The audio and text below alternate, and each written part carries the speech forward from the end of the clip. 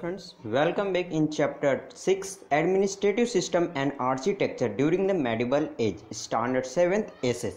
तो इस वीडियो में हम लोग चैप्टर 6 पढ़ेंगे जो स्टैंडर्ड 7th का एसएस है और यह वीडियो मेरा पार्ट 1 है। तो वीडियो स्टार्ट करने से पहले एक छोटी सी रिक्वेस्ट, अगर आप मेरे चैनल पर नए हैं तो मेरे चैनल को सब्सक्राइब कीजिए, वीडियो पसंद आए तो वीडियो को लाइक कीजिए। तो now let start the video. तो यहाँ पे अपना स्टार्ट होता है द कसम मीट्स लोक दयारू, यानी कसम मीट्स लोक दयारू क्या होता है? A group of folk singers, यानी ये फ्लॉक सिंगर्स का ग्रुप होता है। Was organise in a village square चौक, यानी ये ऑर्गेनाइज किया गया था एक विलेज में जो चौक के पास, यानी जो स्क्वायर प्लेस होती है वहाँ पे उसको चौक कहा जाता है, वहाँ पे ऑर्गेनाइज किया गया था। And their entire village had gathered there at night, यानी जो सारे गांव के जो लोग थे वहाँ पे इकट्ठा हुए थे रात में। Small children had already taken their position in the front of row, यानी जो छोटे बच्चे भी थे उनका भी वो लोग भी वहाँ पे उपस्थित थे, अपना पोजीशन सबसे आगे लिए थे। Patriotic songs were also being संग एट द लोक दयारू, जो पेट्रियोटिक सॉन्ग्स जो यानी जो देशभक्ति जो सॉन्ग्स था वो भी वहाँ पे बज रहे थे लोक दयारू में। लॉन्ग विथ फ्लॉक सॉन्ग्स, यानी फ्लॉक सॉन्ग के साथ भी। उत्सव like the paliya recital song sung in honours of martyrs, यानी उत्सव जैसा कि वहाँ पे उत्सव मनाया जा रहा था जैसे कि पालिया रिसाइटल्स। पालिया रिसाइटल का मतलब होता है the song sung in the honours of martyrs, यानी जो मार्टियर्स होते हैं, यानी जो ग्रेट लीडर्स, यानी उनके ऊपर भी सॉन्ग उस पर बज रहे थे वेरी मच, यानी बहुत ज़्यादा। द नेक्स्ट डे, यानी अगले दिन, ही आस्क्स हिज ग्रैंडफादर, यानी वो अगले दिन अपने ग्रैंडफादर से पूछता है, grandfather what does the paliya means, यानी पालिया का मतलब क्या होता है? His grandfather told him that a paliya is a memorial commemoration the heroes, यानी पालिया का मतलब होता है कि जो ग्रैंडफादर कहते हैं कि पालिया का मतलब होता है मेमोरिकल्स कॉमेरेटर होता है, जो हीरोज़ के बारे में बताया जाता है। It is the tribute of martyrs who have sacrificed their lives while protecting and ensuring the welfare of the people, यानी वो सब जो वो हीरो, यानी जो इसने अपनी ज़िंदगी सेक्रीफाइस कर दिया, यानी अपनी ज़िंदगी दाव पे लगा दिया, जो लोगों को बचाने में, यानी लोगों के सुख सुविधा, यानी उनके भलाई के बारे में जो उन्होंने ज़िंदगी दाव पे लगा दी, उसे मार्टियर्स कहते हैं। This paliyas are worship during festivals, यानी ये पालियस जो होता है उसे वर्शिप किया जाता है फेस्टिवल के त्यौहार में। And song was sung as the homage to their martyrs, यानी उन मार्टियर्स यानी उन शहीदों के लिए, यानी ये सॉन्ग गाया जाता है। This is the culture of our country, ये हमारे देश का कल्चर है, संस्कृति है। उत्सव एंड हिज फ्रेंड रिक्वेस्टेड, यानी उत्सव एक लड़की का नाम है और उसका दोस्त अपने ग्रैंडफादर से रिक्वेस्ट करते हैं, grandfather please enlighten us about the culture of our country. Grandfather कहते हैं कि ग्रैंडफादर प्लीज़ हमें अपने देश के बारे में और ज़्यादा बताइए। वेट यानी सेट ग्रैंडफादर, ग्रैंडपा यानी ग्रैंडपा कहते हैं कि वेट यानी इंतज़ार करो। He went in and come back with some pictures, यानी वो अंदर गए और कुछ पिक्चर के साथ वापस आए। ही देन आस्क्ड उत्सव, तब वो उत्सव से पूछते हैं, can you see temples in this picture, क्या तुमने जो ये पिक्चर में क्या तुमने ये टेम्पल देखे हैं? It seems as if stones have their own stories to narrate isn't it, जो ये ऐसा लगता है कि जो ये स्टोन्स जो हैं इस पिक्चर में जो टेम्पल का, वो अपनी कुछ स्टोरी नैरेट कर रही है, यानी कुछ अपनी स्टोरी बता रही है, क्या ये सही है ना?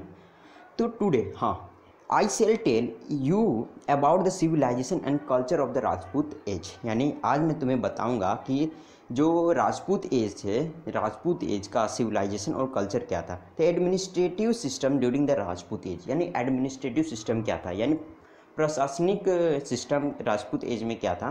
तो ड्यूरिंग द राजपूत एरा, यानी राजपूत के समय में, India was not ruled over by the any one king, यानी जो इंडिया था वो खाली एक किंग के द्वारा रूल नहीं किया जा रहा था, वहाँ पे बहुत सारे उस टाइम पे किंग रूल करते थे। India was divided into big and small state and extend of each kingdom depending the Kings military powers, यानी इंडिया को काफ़ी बड़े छोटे भागों में डिवाइड किया गया था, जिसमें सारे राजा अपना अपना रूल करते थे, यानी जैसे राजा के पास मिलिट्री का पावर होता था वैसे उनका बड़ा किंगडम होता था, जिसके पास कम होता था तो उसका छोटा किंगडम होता था।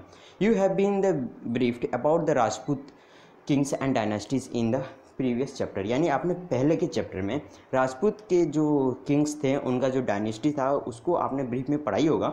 इन दिस चैप्टर, इस चैप्टर में you will learn about the administrative system, literature architecture and external inventions about that time, यानी इस चैप्टर में हम लोग पढ़ेंगे एडमिनिस्ट्रेटिव सिस्टम क्या होता है, लिटरेचर क्या होता है और आर्किटेक्चर और एक्सटर्नल इन्वेंशन क्या होता है उस टाइम के उसमें। तो पहला अपना आया administrative system.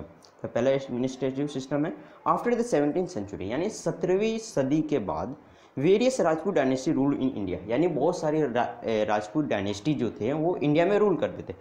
However even those different dynasty come to power, यानी एक के बाद एक जो अलग अलग डायनेस्टी जो थे वो पावर में आते गए। They were the little change in administrative system, तब वहाँ पे एक छोटा सा चेंज हुआ एडमिनिस्ट्रेटिव सिस्टम में। Through kingships with heredity, it is not compulsory that the elder son would always automatically become the next king, यानी किंग का क्या होता था शिप में कि अगर राजा के मरने के बाद उसका बेटा जो बड़ा बेटा होता था तब उसको राजगद्दी पे बैठाया जाता था। लेकिन उसमें क्या हुआ कि ये जरूरी नहीं हो गया कि राजा के मरने के बाद जो उसका सबसे बड़ा बेटा होगा वही राज्य पे बैठेगा, बिकम द नेक्स्ट किंग, यानी अगला राजा बनेगा। Their heir appointed selected by the kings was called the crown prince, यानी जो उनका जो उत्तराधिकारी जो होता था किंग का वो सिलेक्ट किया जाता था किंग के दौरान, जिसे कहा जाता था crown prince. In some cases, यानी ऐसे भी केसेस होते थे, even peoples and administer elect और सिलेक्ट देयर किंग्स, और ऐसी भी कंडीशन होती थी जो वहाँ के जो राज्य के जो लोग होते थे, जो मिनिस्टर्स होते थे, वो भी अपना किंग को सिलेक्ट करते थे या फिर इलेक्ट करते थे। यानी while in Kashmir king Yashaskara was selected and enthroned by the Brahmin group, यानी जैसे कि कश्मीर में जो किंग यस्करा जो थे उनको भी सिलेक्ट किया गया था और ब्राह्मण ग्रुप के द्वारा बनाया गया था। In Gujarat Kumarapala was selected as a successive by the council of minister, यानी गुजरात में भी काउंसिल ऑफ मिनिस्टर के दौरान कुमारपाल को भी सिलेक्ट किया गया था। अपना आगे चालू होता है the ministers was appointed to assist the king to administers and manage the kingdom effectively, यानी जो मिनिस्टर को अपॉइंट किया जाता था किंग के दौरान कि जो एडमिनिस्टर करें या फिर जो उनका जो किंगडम है उनको मैनेजमेंट करें यानी मैनेज करें एट दैट टाइम, यानी उस समय जो peoples believe victims of poors wrong administrative policy, यानी जो उस समय जो लोग रहते थे वो सबूत हुआ करते थे पुअर, यानी जो खराब और रॉन्ग्स जो एडमिनिस्ट्रेटिव पॉलिसी होता था उसका विक्टिम होते थे। तो यहाँ पे थिंक दिया है what kinds of administrative system does our country follow, यानी किस तरीके का एडमिनिस्ट्रेटिव सिस्टम हमारा कंट्री फॉलो करता है। What kinds of administrative systems was prevalent during the British rule, और किस तरीके का एडमिनिस्ट्रेटिव सिस्टम ब्रिटिश रूल जब था तब किस तरीके का एडमिनिस्ट्रेटिव सिस्टम था। और how were the ministers elected in ancient time, यानी पुराने ज़माने में मिनिस्टर्स कैसे इलेक्ट हुआ करते थे, how are ministers selected today, और इस समय मिनिस्टर कैसे सिलेक्ट होते हैं। तो अपना आगे चालू होता है first administrative system in the village, यानी विलेज में एडमिनिस्ट्रेटिव सिस्टम का है। तो village institutions was very important during the medieval period, यानी मेडिवल पीरियड में विलेज इंस्टीट्यूशन काफ़ी इंपॉर्टेंट हुआ करता था। तो panchayat looked after it administration, जो पंचायत हुआ करता था वो इसी एडमिनिस्ट्रेशन से देखा जाता था। और the head of the panchayat was called मुखी और सरपंच, जो हेड हुआ करते थे, जो पंचायत के जो हेड हुआ करते थे उनको मुखी कहा जाता था या sarpanch. And he was responsible for protecting and delivering justice to the villagers, यानी ये काफ़ी उनके पास रिस्पॉन्सिबल यानी काफ़ी वो जिम्मेदार होते थे कि वो जो विलेजर्स होते थे उनको जस्टिस देने के लिए यानी उनको न्याय देने के लिए। His was the final word, यानी उनका वो जो फाइनल वर्ड होता था वही माना जाता था। स्टिल इन मैनी केसेस, यानी ऐसे भी बहुत सारे केसेस होते हैं। द ग्राम सभा would also give verdicts and punish culprit, यानी जो ग्राम पंचायत ऐसे भी जो देते थे कि जो वर्डिक्ट्स और पनिश कर देते थे कल्प्रिट। लेकिन even today at the village level, यानी आज के समय जो विलेज के लेवल पे जो होते हैं ग्राम पंचायत और the elders of the gram panchayat provide guidelines to the people, यानी जो ग्राम पंचायत और जो पुराने ग्राम जो पंचायत हुआ करती थी वो पीपल को गाइडलाइन प्रोवाइड करती है एट दैट टाइम। यानी उस समय land revenue was the main income of the kingdom, यानी जो लैंड रिवेन्यू होता था यानी लैंड का कर्ज, यानी जो लैंड रिवेन्यू हुआ करता था वो किंगडम का सबसे मेन इनकम हुआ करता था उससे। Each kingdom had different way to collecting land revenue, यानी हर किंगडम यानी हर राज्य में अलग अलग लैंड रिवेन्यू कलेक्ट करने का अलग अलग रेवेन्यू होता था। But usually the 6 part of the cultivation was taken as a land revenue, यानी अगर एक किसान है अगर उसका जितना भी खेत है अगर उसमें जितना भी अनाज उगेगा उसमें से उसका 1/6 पार्ट यानी 1/6 भाग वो लैंड रिवेन्यू में चला जाता था। एज पार्ट फ्रॉम दिस, यानी इसके लिए on the taxes were also levied on the peoples, यानी जो पीपल्स होते थे उन पर टैक्सेस लगता था। Different officers was appointed for different activities, और बहुत डिफरेंट ऑफिसर्स अपॉइंट किया जाते थे डिफरेंट एक्टिविटी के लिए। More over taxes were collected at the port और ऑक्ट्रॉय पॉइंट, यानी जो टैक्सेस क्या होता था वो पोर्ट या ऑक्ट्रॉय के पॉइंट पे कलेक्ट किया जाता था। Landlord collect the tax and पे ट्राइब्यूट्स टू द किंग्स, यानी लैंडलॉर्ड जो होते थे, जो जमींदार होते थे, वो हमसे टैक्स लेते थे और जो किंग होते थे उनको ट्राइब्यूट। सेकेंड है लिटरेचर, साहित्य। During the Rajput age there was a lots of religious writing as well as literature of various kind, यानी राजपूत एज के समय बहुत सारे ऐसे रिलीजियस भी हुआ करते थे, राइटिंग भी हुआ करते थे, जो साहित्य होते थे अलग अलग तरीके में। स्कॉलर्स एंड एजुकेशन, यानी जो स्कॉलर्स हुआ करते थे और जो एजुकेशन हुआ करता था, रिसीव ग्रेट पेट्रोनेज, यानी सहायता के रूप में फ्रॉम द किंग, यानी किंग के दौरान ये स्कॉलर्स दिया जाता था और एजुकेशन। मैंने लिटरेसी, यानी ऐसे भी बहुत सारे साहित्य हैं जो वर्क वाज कंपोज इन संस्कृत, यानी उन्हें जिसे संस्कृत में लिखा गया है, प्राकृति में और तमिल, कन्नड़, तेलुगु, इटीसी में भी लिखा गया।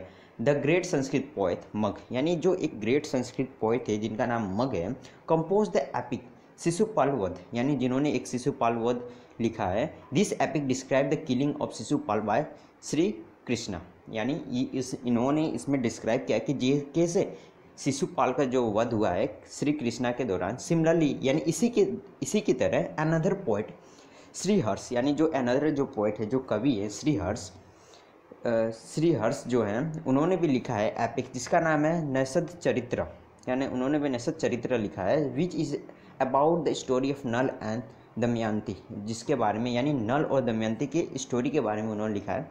Even song was the Radha and old gopis, यानी उन्होंने उसमें भी लिखा है कि जो राधा और गोपी के सॉन्ग भी लिखा है। संग in the phrase of Lord Krishna, यानी जो लॉर्ड कृष्णा के लिए गाया गया है, was represented in the lyrical manner, यानी वो लैरिकल मैनर में रिप्रेजेंट किया गया। The biography and the achievement of the Kings were also compose in the Patrick manners, यानी जो बायोग्राफी और जो अचीवमेंट हुआ करता था किंग का, उसको भी उसमें कंपोज किया गया है पेट्रोटिक मैनर में। हेमचंद्राचार्य रोट कुमारपाल चरित्र, ये जो हेमचंद्राचार्य जो हैं वो एक पोएट हैं जिन्होंने भी कुमारपाल चरित्र लिखा है, based on the life of the Solanki king of the Gujarat Kumarpal, यानी जो किस पे बेस्ड है, तो सोलंकी किंग जो हुए करते थे गुजरात के कुमारपाल, उस पर उन्होंने लिखा है। एंड द ग्रामर बुक, उन्होंने ग्रामर बुक भी लिखा है। सिद्ध हेम शब्द अनुशासन, ये ग्रामर बुक भी लिखा है, जो क्वेश्चन आंसर में पूछा भी जाते हैं कि which book was written by the Hemchandracharya, तो इसका आंसर होगा सिद्ध हेम शब्द अनुशासन। ऐसे क्वेश्चन भी बनते हैं। As the title indicated the name of the king Siddharaj Jaisingh, यानी उसका टाइटल क्या दिया गया, तो सिद्धराज जयसिंह, जो किंग राजा के नाम से आया है। And the Hemchandracharya was associated with his book, जो हेमचंद्राचार्य जो थे वो इस बुक से एसोसिएटेड किए गए थे।